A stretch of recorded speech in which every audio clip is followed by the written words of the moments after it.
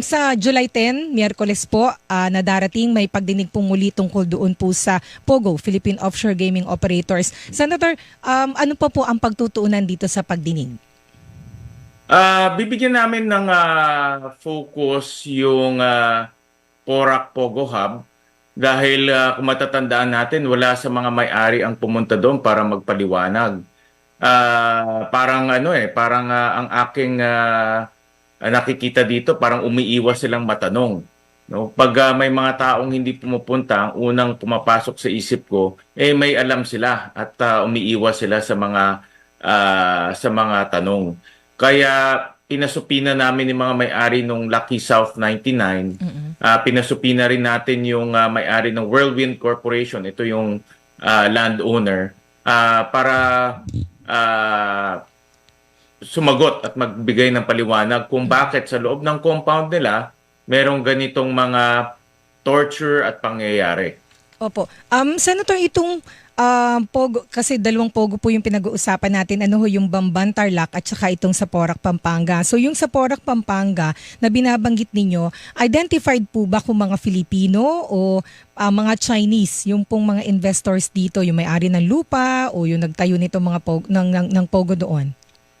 Nimfas, mga nakita naming mga Pogo Hub, merong mga Chinese na sindikato ang mga nasa likod nito, mga dayuhan na mga sindikato. At mayroon silang mga partner na Pilipino. Ganun din nakita naming mga setup. Sa mga incorporation papers, sa mga ebidensyang nakikita namin, yung may Chinese na sindikato na nasa likod nito, tapos meron silang mga local na mga partners o local na ginagamit. Nag-a-apply ng permit, nakikipag-usap sa government official. Marami kasi dito sa mga dayuhan ay hindi marunong mag-Tagalog o mag-English, kaya gumagamit sila ng mga local na mga kakilala nila o local na partners. At ito yung mga gumagalaw para makakuha ng permit at papeles. Dito po ba sa Porac, Pampanga, sir, nakita din ho ninyo yung inyong nakita doon sa Pogo sa Bamban Tarlac at sa iba pang mga Pogo na yung mga Pilipinong pangalan, yung sinasite ng pangalan, apparently hindi sila talaga incorporator, so kaya naman hindi po matuntun yung address. At Nympha, medyo malabo yung pagdating mo di sa akin. Sir, ulitin ko po yung question. Nakita nyo nun ba dito sa Porac, Pampanga, Pogo, yung pong nadiskubre doon sa ibang mga Pogo na yung mga Filipinong nakadeklarang kasosyo, apparently hindi totoo o kaya hindi malocate. Tapos yung mga address din nila na nakadeklara ng mga Chinese, hindi din po matuntun. Sorry Nympha, medyo malabo yung dating mo sa akin. Okay. May malinaw, may portion na malabo, kaya hindi ko lang ma-pick up ko ano yung question. Yes. Pakiulit ng ulit one more time. Sir, ito po. Yes sir, ito po na maliwanag na tayo, sir. Oo. Sir, and i-reestablish lang yung connection. Ay, yung tinatanong natin kasi doon po sa ibang mga Pogo, merong nag-testify kasi sa Senate nung 2 weeks ago na sinabi, nakadeclare siya na incorporator dun sa Bamban, na sabi niya, hindi ko nga alam na incorporator pala ako dun sa Pogo na yun sa Bamban. So, ganun din ba yung nakita sa Porac? At saka, dun po sa ibang mga Pogo na inimbestigahan dito sa Maynila, yung sa, tawag dito, Las Piñas, at sa Parañaque, sorry, not Las Piñas, Parañaque, tsaka sa Pasay. Nung inimbestigahan din po ng Ways and Means Committee, ay walang ganung address. Nakadeklara dun sa Securities and Exchange Commission yung pong mga address at saka mga pangalan non-existent. Hindi ba, Senator Gatchalian, sir? Yeah, mas malinaw na. Ayan, opo.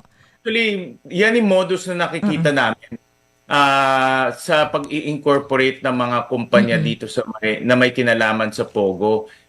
Bigyan kita ng halimbawa, yung konkretong halimbawa dito, yung Pogo Hub sa Bamban, na kung saan nakita natin yung mga incorporators, mga tindera ng barbecue, tindera ng banana queue, nawala silang kinalaman dito sa Pogo Hub na ito. At nung tinignan ko ulit yung mga address, lahat sila taga Concepcion Tarlac, no, galing sa isang lugar lang. At inamin naman nila taga Concepcion Tarlac sila. Kung pinuntahan namin yung mga bahay nila, Mm-mm. makikita natin barong-barong yung mga bahay nila at Mm-mm. walang kakayahan para mag-invest sa isang Pogo. Tingin ko nga hindi nga nila alam kung anong ibig sabihin ng Pogo o ano yung Oo. operation ng Pogo. Ko Kaya Oo. ito nakita rin namin to sa Porac. In fact, Mm-mm. doon sa provincial government, meron silang in-interview na tao doon. Uh-huh. At sabi nga nila na sabi niya na wala siyang kinalaman dito sa Pogo.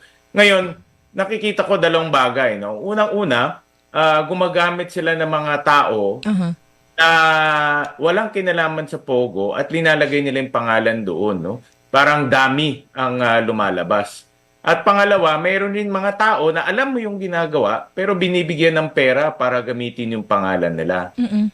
Yun, may liability yung ganun ng mga tao dahil yun talagang in legal terms, dami talaga siya. Ginagamit Mm-mm. siya para ilagay lang yung pangalan. Pero meron rin kaming nakita na wala talagang kinalaman, ni pera, ni Mm-mm. nakausap kung sino, pangalan lang ang linagay. Dahil yan rin ang isang anggulo pwedeng tignan ng committee, no? Yung Mm-mm. pag-incorporate ng mga kumpanya sa atin. Napakadali eh. Magbigay ka Ayun, lang opo. kita ng pangalan, Mm-mm. anong address, meron ka ng korporasyon kaagad. No? Mm-mm. Papakita mo lang na may deposito ka sa capital mo. Mm-mm. Pero yung as to the authenticity nung mga incorporators, yan ay medyo kailangan Mm-mm. tignan.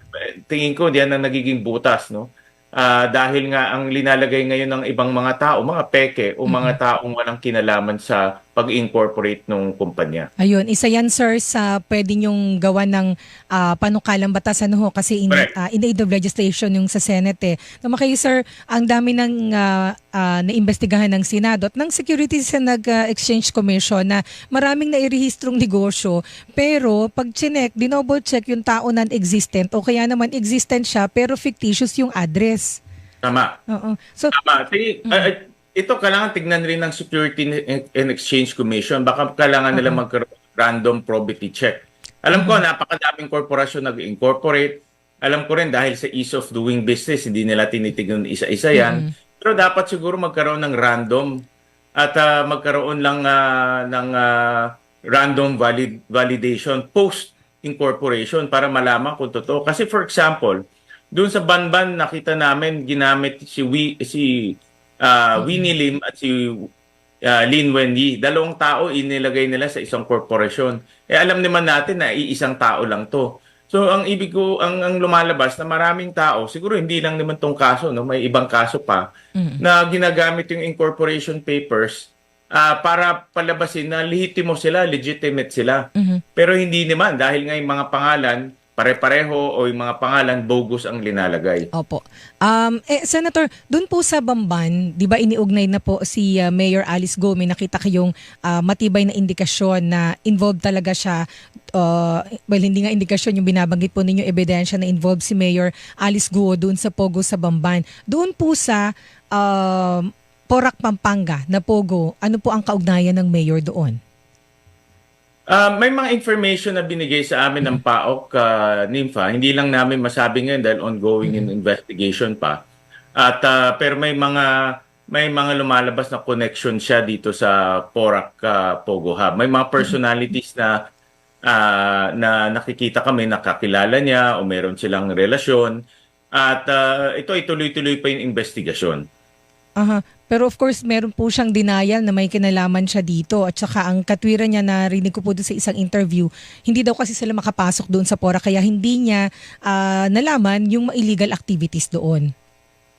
Yun ang sinasabi ng local government unit, NIMFA, na hindi sila makapasok doon. Pero nasabi ko nga na ang local government unit, maraming kapangyarihan yan. No? Sinadya talagang bigyan ng maraming kapangyarihan yan para siya ang magiging may pananagutan sa kanyang jurisdiction.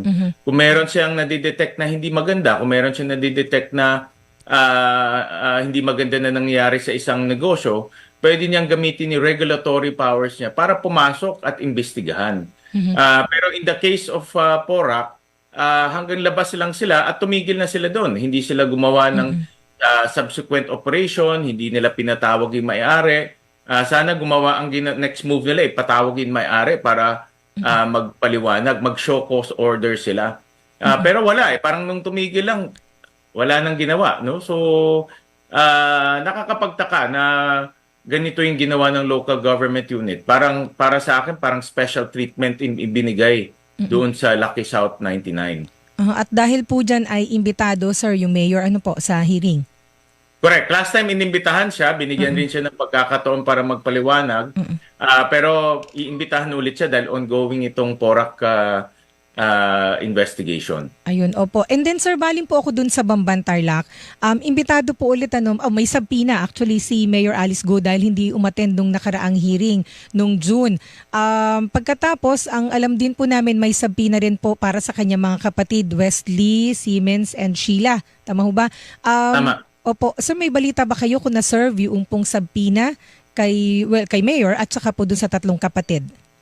Hindi ko pa nakakausap si Comsec, no? Binibigyan namin siya until today, until Sunday para mag-serve ng mga supina. Dahil napakahirap, Nympha, nakausap ko si Comsec on the sidelines. Ang hirap mag-serve ng supina dahil yung mga address, una, yung Go family, may 4 na iba't ibang address.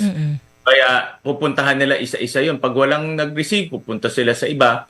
At mahirap, no? At hindi lang sila ang nagkaroon ng supina, kundi yung iba pang mga may-ari nung Lucky South 99 at yung Whirlwind. Pero by tomorrow, mabibigyan kami ng report kung kumusta na yung kanilang pagsuserve ng supina. Senator, paano ho pag hindi sila dumating? Si Mayor Guo at yung kanyang mga kapatid. Tsaka ho ang katwiran kasi nung kampo ni Mayor Guo, narinig ko ho yung isang lawyer kanina, si Attorney Stephen David. Sabi nila, ano pa ba ang gusto ng Senado? Nasa ano na ho ito tawag dito, kumbaga napigana si Mayor Guo at meron na hong ongoing na judicial process dito. Tinutukoy po yung may complaint na sa Ombudsman. In fact, suspended na po si Mayor Guo ng Office of the Ombudsman. Tapos may ongoing na rin pong preliminary investigation ng Department of Justice. Well, ongoing itong investigation, ano? So, independent naman ang Senado sa mga ongoing judicial investigation. Alam naman natin yan, in aid of legislation, iba yung aming objective. Dahil nga tuloy-tuloy ito, nasa discretion ngayon ng mga senador kung iimbitahan siya o hindi. At magbigay rin linaw. For example, bigyan kita ng konkretong halimbawa. Alam naman natin na nagsinungaling sila sa kanilang birth certificate. Alam naman natin na yung birth certificate niya, peke. Ang gusto ko ako personal, gusto ko malaman, paano nila ginawa to? May sindikato ba silang kinausap? Mayroon ba silang binayaran sa loob ng civil registry? Dahil kung mayroon ganun, then kailangan natin ayusin yung buong civil registry system natin dahil nagkakaroon ng sindikato. Baka dapat gawin ng centralized o gawin computerized. Ngayon kasi, bawat LGU may kanya-kanyang civil registry at hindi ma-monitor ng central yung galaw ng iba't ibang civil registry. So, hindi natukoy na kung sino yung kanyang totoong identity. Pero ngayon titignan rin yung proseso kung paano sila nakakuha ng ganitong peking birth certificate. Ayun. Pero paano naman po yung punto nga nila, sir? Sorry, ulitin ko lang po. Paano yung punto nila na iniimbestigahan na ho sila ng Ombudsman at saka ng Department of Justice? Meron pa ho, ano pa ho yung gustong tumbukin ng Senado o meron pa ho bang lalabas na mga ebidensya pa against the mayor? Meron pang mga tuloy-tuloy itong pagpadala sa amin ng mga ebidensya. Totoo yan, no, na nag-file na ng co-warrant of case ang Solgen. Pero ako naniniwala, Nympha, na mas maraming ebidensya, mas titibay yung kaso ng Solgen. At wala akong nakikitang mali kung magdagdag ng ebidensya. Ngayon, nakita naman natin na marami sa mga ebidensya na ginamit ng iba't ibang hensya nang galing sa Senado, no, dahil yung mga papeles ay pinadala sa atin at nailabas natin sa hearing itong mga ebidensya. Kaya magagamit rin ito ng Solgen sa kanilang kaso at ibang mga ahensya. Opo. And then sir, kayo ho yung naglabas, sir, di ba, ng mga document na nagpapakita na pumasok sa bansa bilang Chinese at may Chinese passport si Mayor Alice Guo, siya bilang Guo Huangping at saka yung kanyang kapatid yung Wesley Guo. Doon ho sa dalawang kapatid pa, yung Siemens and Sheila, may ganun din ho ba kayo nakuhang document, sir? Unfortunately, wala pa sa amin yung document ito. Tuloy-tuloy yung paghahanap ng BOI ng mga dokumento dahil medyo matagal-tagal na ito at sabi rin nila yung mga records ay nakatago na. So pero tuloy-tuloy yung aming paghahanapin sa mga iba pang mga kanyang kapatid dahil ganun rin, no? Gusto natin ma-establish na yung kanyang pamilya ay pumunta dito bilang Chinese citizen. At na-establish na rin natin walang naturalization process na nangyari. Kaya ibig sabihin hanggang ngayon ay Chinese citizen pa rin sila. Ayun, oho. And then sir, di ba ho, nakasapina na nga si Mayor Guo at saka po yung kanyang mga kapatid. Papaano po pag hindi sila dumating sa July 10? Masasite sila in contempt at maaaresto sila. Pwede mag-issue ang Senado ng arrest warrant para maaresto sila dahil lumabag sila sa supina at na-cite sila in contempt. Tsaka naalala ko sir, di ba yung pagka nagsisinungaling, sa tingin po ninyo nagsisinungaling, kino-contempt na ninyo. Sa case ni Mayor Alice Guo, although dun sa unang pagharap niya, nakita na ninyo at dalawang beses pala na pagharap niya, nakita na ninyo ni Senator Ontiveros na nagsinungaling siya pero hindi siya na-contempt. Parang tama ho ba? Kinonsider ninyo na sitting mayor siya at the time. Ngayon naman suspended so hindi consideration na siya ay public servant na may kailangan siyang asikasuhin na constituency. So pwede siya i-contempt talaga. At that time, dahil siya ay isang lingkod bayan, binigyan natin ng mas malawak na leeway, sir. Kumbaga leeway, nagbigay tayo ng leeway at binigyan natin siya ng panahon para magbigay ng paliwanag. Dahil nga incumbent public servant siya at constituents ang mga taga-Bamban ay constituents rin natin. Opo. At magkakaroon ng butas kung siya ay makukontempt at makukulong dahil sino magpapatakbo ng kanilang LGU. Kaya binigyan rin natin ng consideration yung pagka-mayor niya dahil binoto siya ng tao at naglilingkod siya sa kanilang lugar. Binigyan rin natin ng consideration yon. Pero nung dumadating na yung maraming ebidensya, actually, to be honest, Nifa, ang dami pang dumadating ngayon na ebidensya. At kasi pag dumating naman yung mga papeles, hindi naman kaagad on its face value, makikita mo yung makikita mo yung problema. Talagang pinaprocess pa yan ng mga tao natin at siguro mga 1 linggo bago lumalabas yung totoong larawan. Pero ngayon, tuloy-tuloy pa rin yung pagbibigay sa amin ng mga ebidensya at may nakikita pa kaming ang daming inconsistency sa kanyang sinasabi. Kaya dahil suspended na siya, pwede siya talagang ma-cite in contempt at makulong dito sa Senado. So sir, meron pang mga bagong ebidensya po na lalabas tungkol kay Mayor? Marami pa. Personally, marami akong nakukuha. At I'm sure the other senators may mga nakukuha. Dahil nung lumabas yung kanyang totoong pangalan, si Go Huaping, marami nag-reach out para magbigay ng kanilang kwento o magbigay ng kanilang mga nalalaman. And then sir, naalala ko lang po, sabi nung isa, 'di ba sir, yung PAGCOR chairman, sabi niya, meron daw pong mga cabinet members, well, ilagyan ko lang muna ng premise. So sir, dito sa dalawang pogo na ito, may mga Chinese nationals na involved of course na sa ngayon parang hindi natin makita, wala hindi na makita yung mga anino nila. So ongoing po yung investigasyon sa kanila. Ngayon sir, equally interesting po. Hindi equally interesting. Actually, mabigat din yung sinasabi na may mga taong gobyerno na nagpoprotekta dito sa mga pogo. At sir, naalala ko, nabanggit ninyo na merong mas mataas pa kay Mayor Alice Guo dito sa mga pogo na ito. So, dun sa susunod na hearing, may lalabas ho ba? At yun hong PAGCOR chairperson na nagsabi na may dating cabinet members na nag-lobby para dun sa mga illegal pogo. Ayan ho ba ay uungkatin ninyo? Ipatatawag ho ba yung PAGCOR official, sir? Tama ka, Nympha, yung mga impormasyon na nakuha namin. Ang sabi doon ay itong pogo, yung kanyang galamay ay kumakalat na at marami na rin siyang nakakausap o nagiging na-engage bilang kanyang na-engage para tulungan yung kanilang operation dito sa ating bansa. Nasabi rin sa amin na iba ay matataas na opisyales, iba ay mga politiko. At para nagtugma ito doon sa sinabi ng PAGCOR chairman.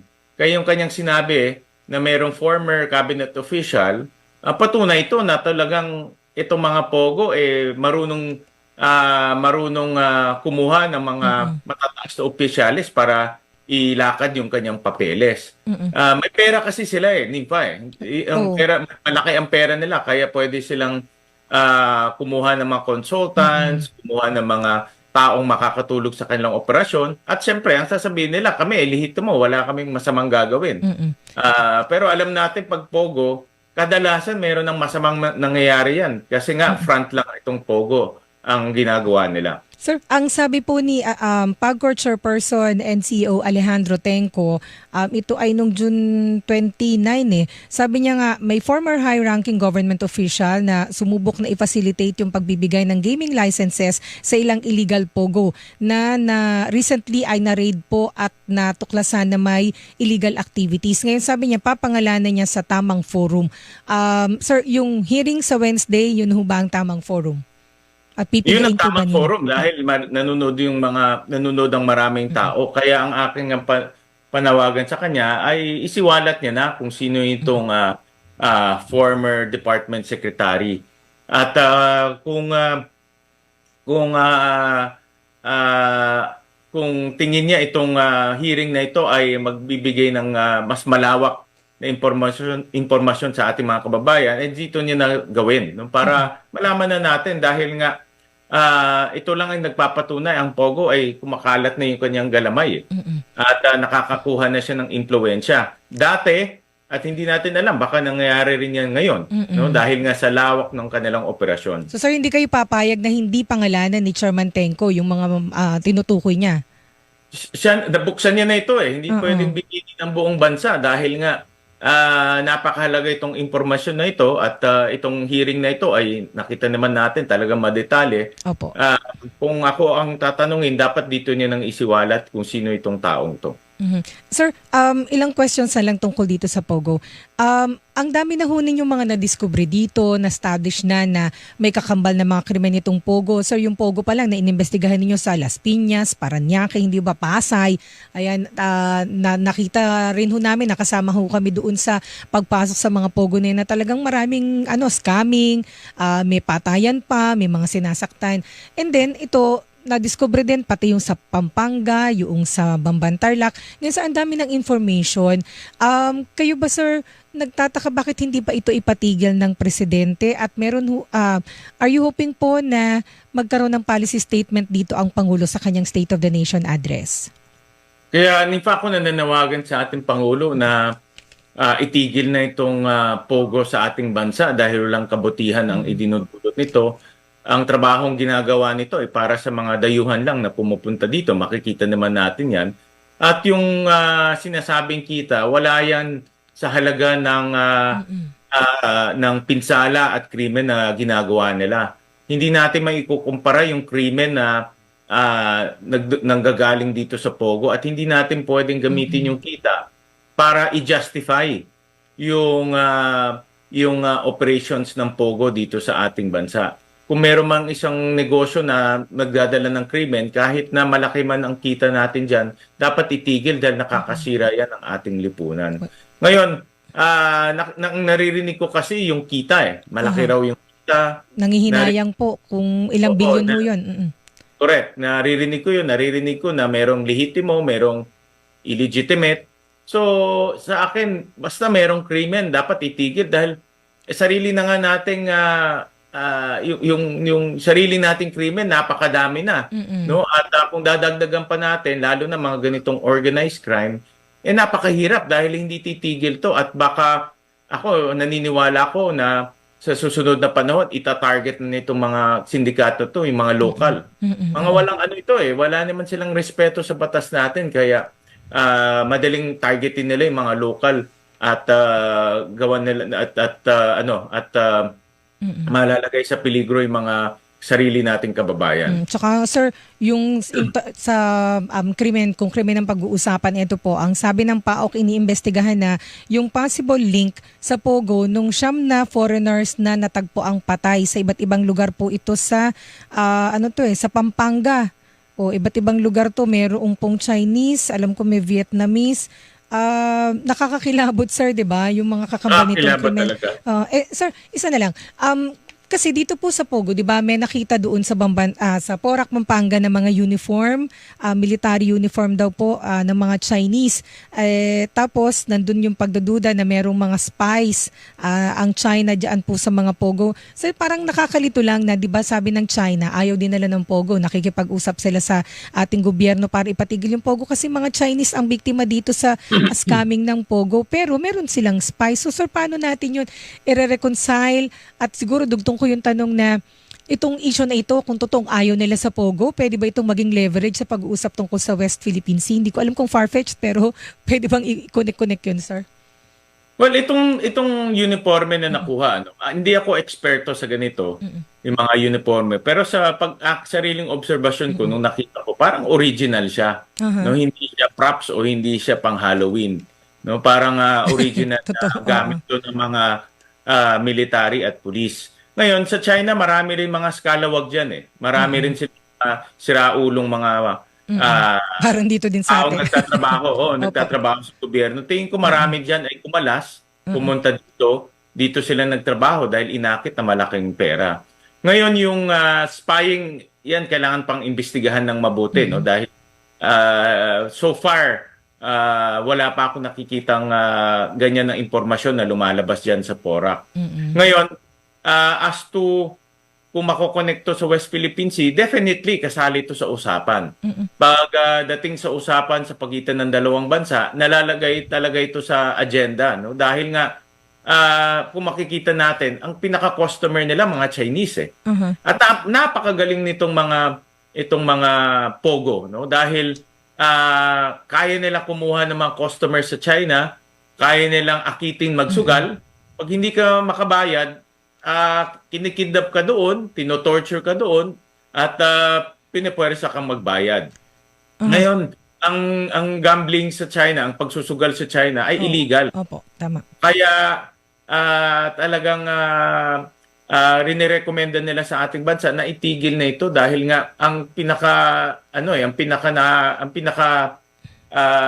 nabibiktima nitong Pogo ay mga Chinese citizen na nalululong sa sugal. Hindi ko alam, sir, kung paano ang negosasyon sa diplomasya, pero pwede ba itong i-leverage na, tutulungan namin kayo dito sa Pogo na ito. Go easy naman dun sa aming Parang iba yata yung usapan ng dalawang yun. Iba na. Pero nakuha ko yung punto mo, pero sa aking separate issue siya. mga naririnig ko ay hiwalay yung pag-uusap nitong dalawang to. Iba yung pangyayari sa West Philippine Sea at iba itong sa Pogo. Pero dahil ngayon Pogo, hindi lang naman sila ang naagrabyado o nabibiktima. Tayo rin mismo nabibiktima na eh. So hindi to win-win situation. It's a lose-lose situation. Dahil sila nabibiktima ng sugal, tayo nabibiktima ng krimen. Tsaka yung reflection sa atin, sir, di ba, na ibang bansa, ang daming krimen sa inyo. Yung parang ang dami doon, Pogo. Pero pag sinabi mong krimen, ano pa rin yun kabuuan ng Pilipinas, hindi naman nadidistinguish na Pogo crime yan. Basta sinabing krimen, nangyayari dito sa ating bansa. Correct. Tama ka dyan. Lalo na human trafficking. Human trafficking pa. Isipin natin, bago nagkaroon ng Pogo, wala namang human trafficking sa bansa eh. Hindi ang problema ng Pilipinas. Ang human trafficking normally natin ay nasa labas ng bansa. Yung mga kababayan natin na dinadala sa Malaysia, sa Sabah, sa backdoor. Pero ngayon baliktad, tayo na ang human trafficking hub. Yung mga ibang lahi dito dinadala. No, kaya malaking sampal at kahiyan yan para sa sariling nating bansa. Ayan. With that, sir, maraming salamat po at abangan po namin yung hearing doon sa Wednesday na sabi nyo nga may lalabas pang panibagong ebidensya. Thank you, sir. Thank you, Nifa. Maraming salamat.